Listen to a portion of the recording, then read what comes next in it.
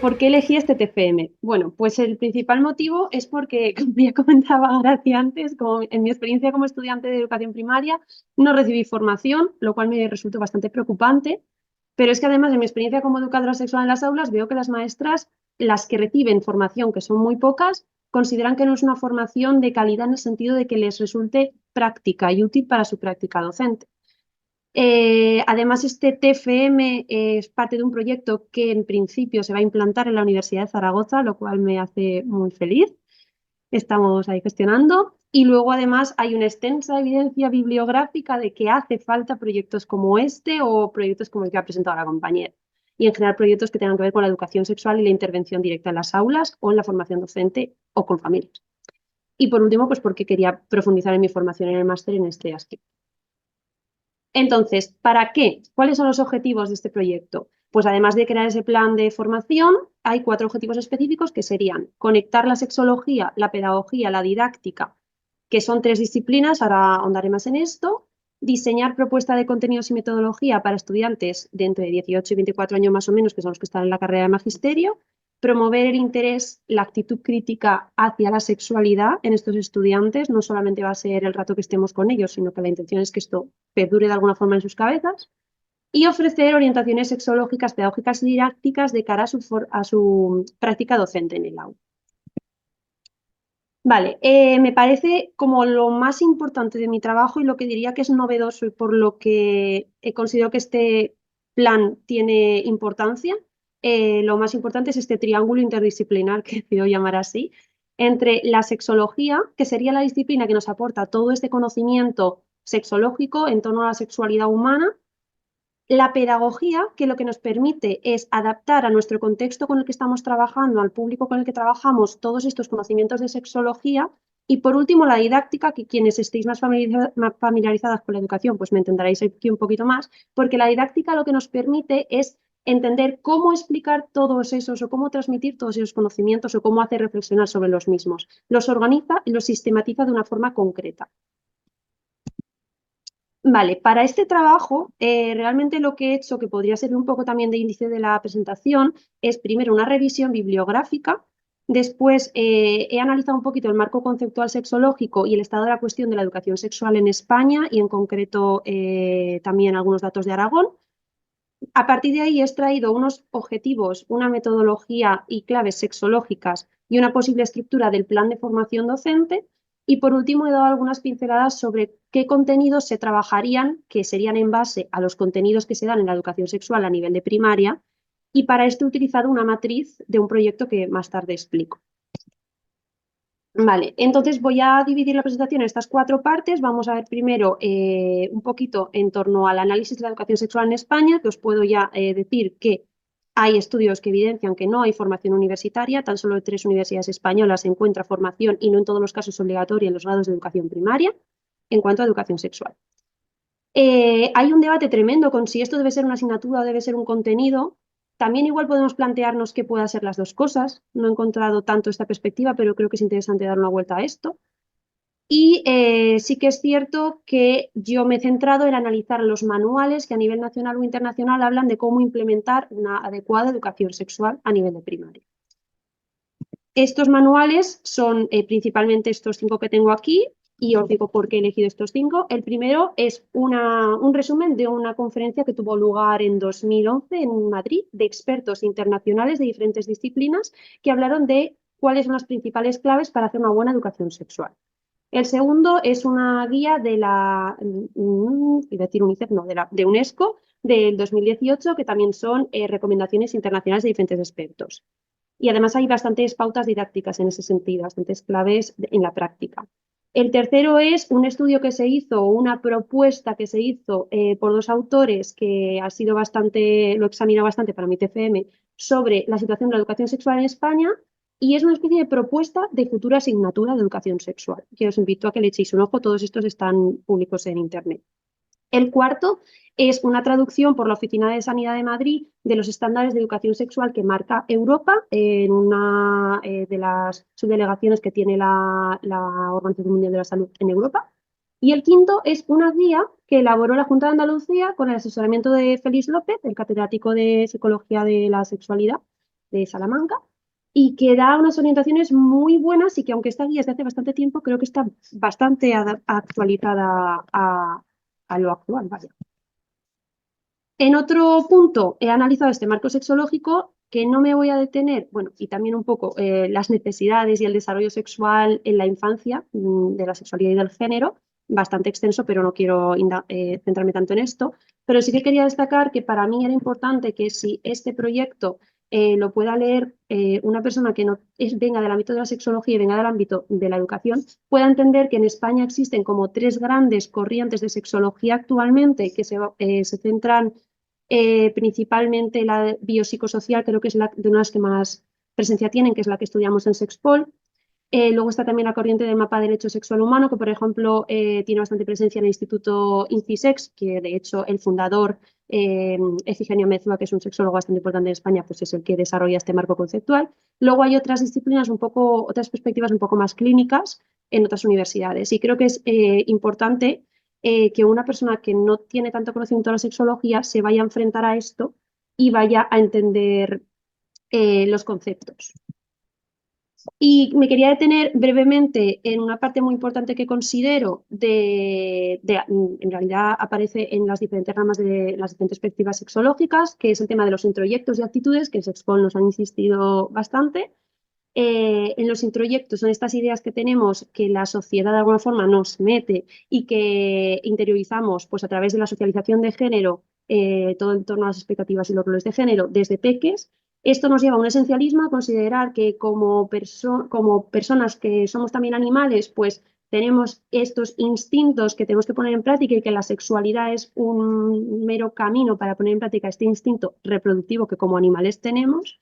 Esto nos lleva a que si la sexualidad se centra en reproducirnos, toda la sexualidad va a ser coitocéntrica y que además estos genitales van a tener el protagonismo absoluto y que deben ser funcionales y que si no lo son, un problema hay. Este marco de la patología o de la disfunción.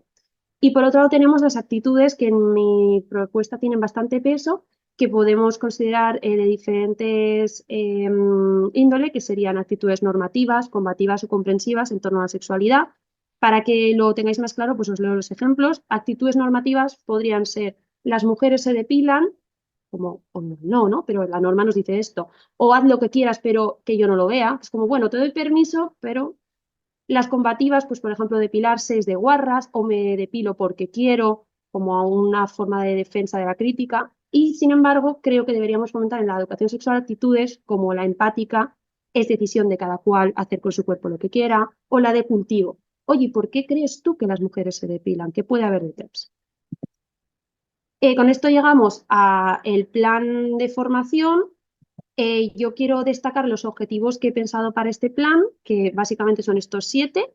El plan pretende transmitir unos conocimientos sexológicos básicos y también lo que he comentado antes de que no se quede en esta intervención, sino que el interés y la actitud crítica hacia la sexología perduren. También transmitir naturalidad a la hora de tratar los temas relacionados con la sexualidad, con la infancia y que ese canal de comunicación se mantenga abierto. Que sean capaces de anclar curricularmente todos estos contenidos, que la educación sexual integral permita que desmientan mitos diarios en el aula, que se fomente una actitud de cultivo y que sea coherente con el discurso. O sea, no me vale que si me preguntan, profe, qué es follar y yo estoy intentando tener una actitud de cultivo, diga, no, ahora esto no toca. Bueno, igual puedo decir, bueno, mañana lo hablamos y así me preparo la respuesta, pero esto de callar pues no sería muy coherente, ¿no?, con esta actitud de cultivo. También muestra la diversidad como oportunidad pedagógica, es decir, que si tenemos infancia de diferente cultura a la nuestra, la hegemónica en el aula, aprovechemos para entender la sexualidad en esa cultura y compartirla con el resto del grupo, por poner un ejemplo.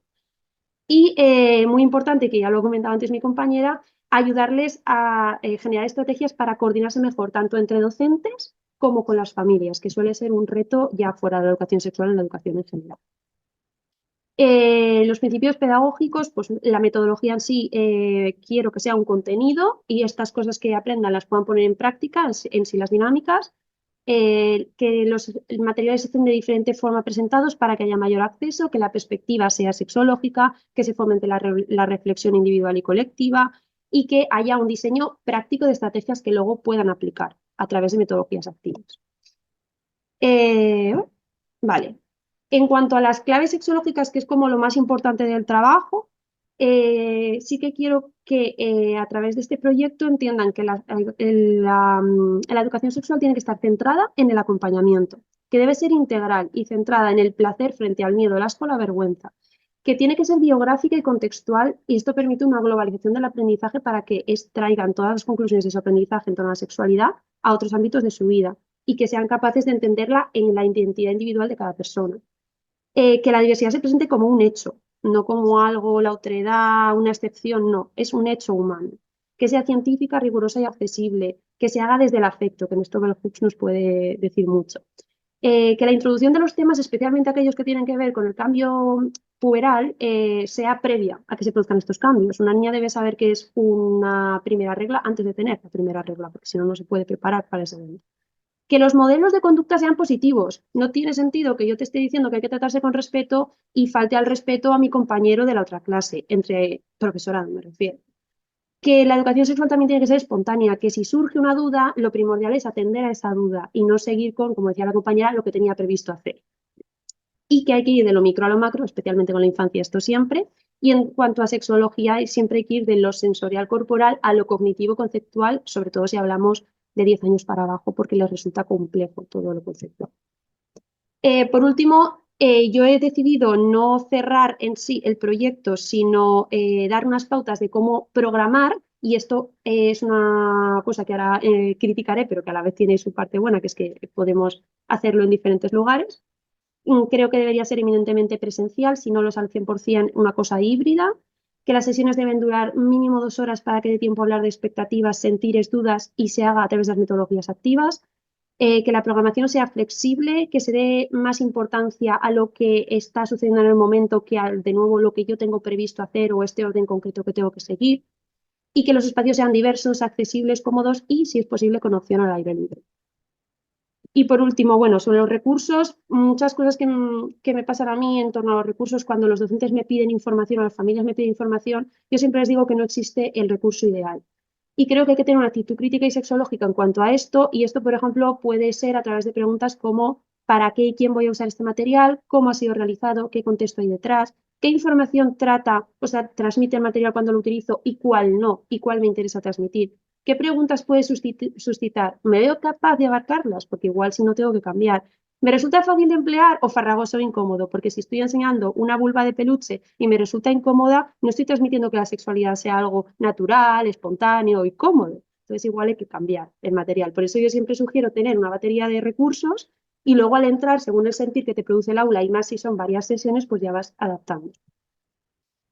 Y bueno, por último, el porqué de utilizar el modelo de educación sexual integral, que no he explicado porque además la compi lo explicó perfectamente, por 4 motivos. Primero, porque es interseccional con esta perspectiva y sensibilidad cultural que estaba comentando antes la compañera, y esto está va muy de la mano de esto que está ahora tan en boca en educación, de la inclusión en el aula y la individualización del aprendizaje y que se respeten las necesidades específicas de cada persona. Bueno, pues la educación sexual integral aboga por esto en cuanto a educación sexual, entonces es un modelo perfecto. Además, los objetivos de la educación sexual en primaria, que en toda la bibliografía que he analizado he extraído, tienen mucho que ver o deben unirse a los elementos curriculares que tenemos, contenidos, criterios, todo este lenguaje de maestros que tenemos, y a la concreción curricular, es decir, a nivel de legislación estatal, plan docente de centro, y la educación sexual permite bastante esto. Y aparte, se ajusta mucho, y aquí con un ejemplo lo voy a mostrar, la matriz, que es una forma de presentar los contenidos de una de las guías que os he mostrado de la bibliografía, la de Antonay Hernández, que es esta traducción que hicieron en Madrid de las recomendaciones europeas, permite ajustar lo que en el currículum se llama saberes básicos a cómo se expresa este planteamiento de contenidos que son los que tenéis aquí enlistado, pues el cuerpo, el desarrollo, sexualidad, emociones, porque lo divide en información y conocimientos en el currículum, habilidades a la matriz y destrezas en el currículum y actitudes a la matriz, actitudes en el currículum. Esto hace que se ajuste bastante. Aquí tenéis un ejemplo, ¿vale? Para que lo veáis. Por ejemplo, el bloque de el cuerpo humano de 6 a 9 años y te pone pues información, habilidades, actitudes.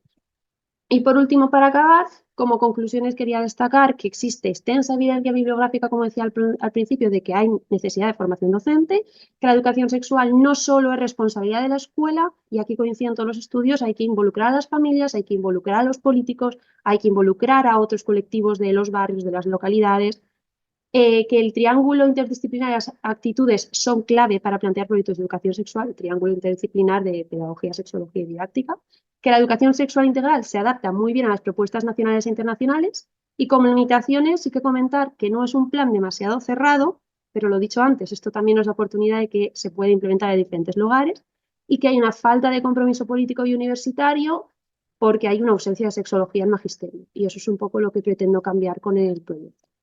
Y bueno, quería acabar con esta frase de Bell Hooks, que es una de las ídolas de la pedagogía que tengo, que es: lo que hacemos es más importante que lo que decimos, que es de una conferencia que dio en Kentucky en el 52 y que creo que representa mucho esta idea de la educación sexual va de hacer, no tanto de decir.